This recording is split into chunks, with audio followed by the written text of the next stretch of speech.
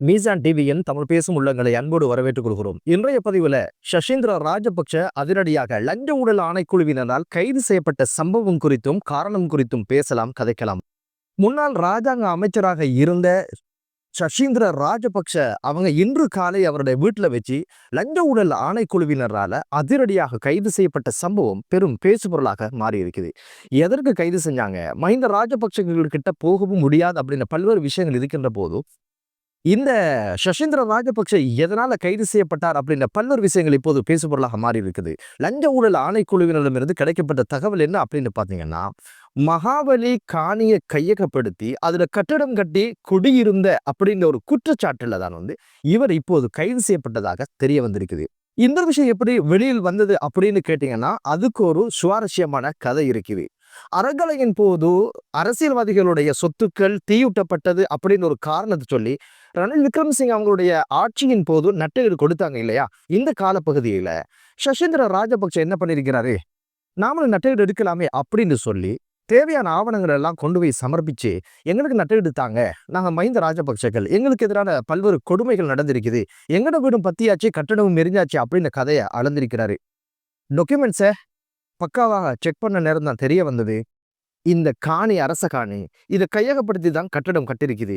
இதுக்கு அரசிடம் இருந்து நட்ட வீடு தாரதாக இருந்தா அது எங்களுக்கு பிரச்சனையா போயிடும், இதை பிடிங்க, சத்தம் இல்லாம ஆள் மாறுங்க, இல்லைண்டா இதுவும் புலிப்பட்டு போகும் அப்படி என்னமோ எச்சரித்து அனுப்பிட்டாங்க. ஆனா மஹிந்த ராஜபக்ஷ குடும்பங்கள் இல்லையா, ஆட்சியில் இருந்தவங்க, அதிகாரத்தில் இருந்தவங்க, மிரட்டல் கடத்தல் அப்படின்னு பல்வேறு விஷயங்களை செஞ்சவங்க இப்படியான ஒரு விஷயத்தை ஏற்றுக்கொள்ள முடியல. வேறு அதிகாரிகளை வச்சு அழுத்தம் தெரிவிச்சு சூழ்ச்சி செஞ்சு ஏதோ ஒரு வகையில நட்டஈடையும் பெற்றுக்கொண்டதாகத்தான் இப்போது செய்தி வெளிவர ஆரம்பிச்சிருக்குது. இப்போது லஞ்ச ஊழல் ஆணைக்குழுவினர் இந்த ஒரு விஷயத்தை எடுத்து விசாரணை செஞ்சதுல முதல் கட்டமாக இந்த காணியை அரச காணி, இதுல நட்டஈடு எப்படி நான் கொடுக்குற அப்படின்னு ஒரு விஷயம் ஆச்சரியமாக பார்த்திருக்கிறாங்க. இவருக்கு எதிராக அவங்க முன்வைக்கிற குற்றச்சாட்டுகளை முதலாவது விஷயம் என்ன அப்படின்னு பாத்தீங்கன்னா, அரச காணியை கையகப்படுத்தியது, இரண்டாவது அனுமதி இல்லாம அதுல வீடு கட்டியது, எரிந்ததாக சொல்லி நட்டஈடு வாங்கியது, இதுக்காக அதிகாரிகளுக்கு அழுத்தம் தெரிவிச்சு அதுக்கான சூழ்ச்சியை செஞ்ச பல்வேறு குற்றச்சாட்டுகள் இப்ப சசீந்திர ராஜபக்ச அவர்கள் மீது விழ ஆரம்பிச்சிருக்குது. இந்த குற்றச்சாட்டுகளை மையப்படுத்தி தான் இன்று அதிகாலையில இந்த ராஜபக்சர்கள ஒருத்தரை பக்காவாக சட்டத்துக்கு முன்னால நிறுத்துறதுக்கான கைதை செஞ்சு முடிச்சிருக்காங்க லஞ்ச ஊழல் ஆணைக்குழுவினர். நாடு பொருளாதார ரீதியாக வீழ்ச்சி அடைஞ்சு ஒருவாறு மக்கள் மீது வரிப்பணங்கள் எல்லாம் சுமத்தி ஒருவாறு நாட்டுக்கு வரி தேவை அப்படின்னு சொல்லி வரிப்பணங்கள் எல்லாம் சேர்த்ததுக்கு பிறகு சத்தம் இல்லாம ரணில் விக்ரமசிங்க அவங்க நட்டஈடாக இந்த தொகையை கொடுத்தாரு. நட்டஈடு கொடுத்ததே பல்வேறு விமர்சனங்களை உண்டு பண்ணிச்சு. அதுக்கடையில பத்தாத வீடு, சொந்தமில்லாத வீடு, சொந்தமாக சொல்லி பத்தியதாக சொல்லி மஹிந்த ராஜபக்சர்களோட குடும்பங்கள் தான் அந்த நட்டஈடையும் பெற்ற ஒரு விஷயம் மிகப்பெரிய ஒரு சர்ச்சையை ஏற்படுத்தி இருந்தது. இப்போது சட்டம் சுயாதீனமாக, நீதித்துறை சுயாதீனமாக, லஞ்ச ஊழல் ஆணைக்குழு சுயாதீனமாக அதனுடைய பணிகளை செய்கின்ற ஒரு ஆரோக்கியமான சூழ்நிலை உருவாகி இருக்கிறது என்பது ஆரோக்கியமான விடயம். காணிகளை கண்டா கையகப்படுத்தணும் அப்படின்றது இவங்களுக்கு இருக்கிற ஒரு பிரியமான ஒரு விடயம். பெசில் ராஜபக்ச மல்வான வீடு எவ்வளவு பெரிய சர்ச்சைக்குரியதாச்சு, பல்வேறு வழக்குகள் போனதுல எங்கட இல்லை அப்படின்னு சொல்லி கைவிட்டு நழுவிட்டாங்க. அதே போல இன்னொரு இடத்துல காணி வாங்கினாங்க 5 கோடிக்கு. அந்த 5 கோடி பணம் எங்கிருந்து வந்தது என்று கேட்டதுக்கு சரியான பதில் சொல்லல. அதனால் அதுக்கான வழக்கு ஓடுது. அந்த வழக்குக்கு வர முடியாம பெசில் ராஜபக்ச கதிரையில் விழுந்தாச்சு, கழுத்து சுருக்கியாச்சு அப்படின்னு ஒரு காரணத்தை சொல்லிட்டு அமெரிக்காவில் உட்கார்ந்துட்டு இருக்கிறாரு. யோசித்த ராஜபக்சக்கு காணி சம்பந்தமான பல்வேறு வழக்குகள் இப்போது ஓடிக்கொண்டிருக்கு. காணினா கண்ணில் காட்டக்கூடாது, காட்டிட்டா சொந்தமாக்கிற இந்த மனநிலையில தான் வாழ்ந்து வந்தாங்க. யாரு என்ன கேட்பாங்க என்ற அதிகார தோரணையில வாழ்ந்தவங்களுக்கு இப்போதுதான் நாடுனா என்ன, நாட்டு சொத்துக்கள்ன்றது என்ன, பொதுமக்களுடைய சொத்துக்கள்ன்றது என்ன, சட்டம் எவ்வளவு கடுமையானது அப்படின்னு பல்வேறு விஷயங்கள் புரியறதுக்கான ஒரு சந்தர்ப்பத்தை இறைவன் ஆக்கி கொடுத்திருக்கிறான். இந்த மீசா டிவியினுடைய பார்வை. கடந்த சில தினங்களுக்கு முன்னால லஞ்ச ஊழல் ஆணைக்குழுவுக்கு வர சொல்லி 7 மணித்தியாலங்கள் இவரை வறுத்தெடுத்தாங்க, விசாரணை செஞ்சாங்க.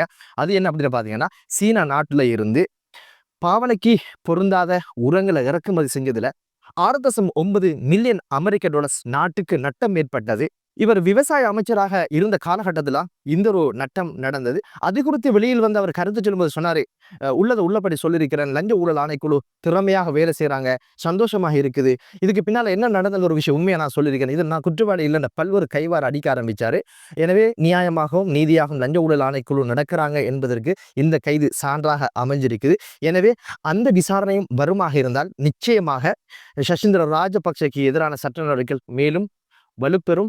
எனவே நாட்டு சொத்துக்கள், பொதுமக்களுடைய சொத்துக்கள் என்ற விஷயத்தில் ராஜபக்சர்கள் நிச்சயமாக தமது திருவிளையாடலை காட்டியிருக்கிறார்கள் என்பதுதான் தெரிய வருது. அதுக்கான காரணம்தான் எடுத்துக்காட்டாக தான் நாடு இந்த இடத்தில் இருக்கிறத பார்க்க முடியுது. எனவே இந்த உரம் இறக்குமதியிலும் கூட உரமும் கிடையாது, பணமும் கிடையாது. இங்க இருக்கிற கேள்விகள் என்ன அப்படின்னு கேட்டீங்கன்னா, தரமில்லாத புகழையை கொண்டு வந்தவங்க எப்படி நட்டையில் கேட்க முடியும்? தரமில்லாத பொருள் அவங்களுடையது, அதை எடுக்க வேண்டிய நிர்பந்தம் எமக்கு இல்லை. சென்ற அரசு இதுக்கான எந்த நடவடிக்கையும் எடுக்கல. இப்போது அது பேசு பொருளாக மாறி இருக்குது. எனவே பொதுமக்களுடைய பணம் வீணாக செலவழிக்கப்பட்டிருக்குது. அந்த கப்பல் வந்து திரும்பி போக சொன்னதுக்கு பிறகும் அவங்க போகல. அங்கிருந்து இங்கே குந்தி எப்படியாவது இறக்கிட்டு போகலாம் அப்படிங்கிற ஒரு மனோநிலை இருந்தாங்க. அரசு எதுவுமே வாய் திறக்கல அந்த காலப்பகுதியில். அதே போலதான் எக்ஸ்பிரஸ் பேர்ல் கப்பல் இங்கு எரிஞ்சு விபத்துக்குள்ளான சம்பவத்துல கடந்த அரசு எந்த நடவடிக்கையும் எடுக்கல, நட்டெடு கேட்கவும் இல்லை, மௌனமாக இருந்தாங்க. இப்போது உச்ச நீதிமன்றம் கொடுத்த தீர்ப்புல ஒரு விஷயம் சொல்லப்பட்டிருக்கு. என்னன்னு கேட்டீங்கன்னா, இதுக்கு பின்னால் ஊழல் நடந்திருப்பதற்கான வாய்ப்புகள் உண்டு.